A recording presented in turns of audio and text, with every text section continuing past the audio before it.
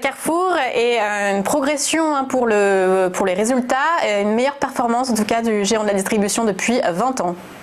Oui, tout à fait. Carrefour vient de signer son meilleur chiffre d'affaires trimestriel depuis 20 ans.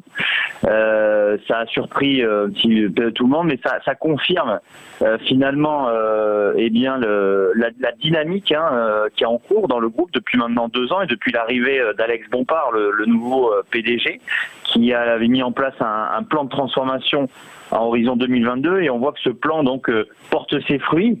On a un chiffre d'affaires qui ressort en hausse de 8,4% à quasiment 20 milliards d'euros et finalement dans toutes les zones géographiques le groupe se reprend, en France notamment où le chiffre d'affaires progresse de 4%, mais surtout en Amérique latine où le chiffre d'affaires a progressé de plus de 30%, c'est notamment dû au Brésil, qui sont le deuxième marché.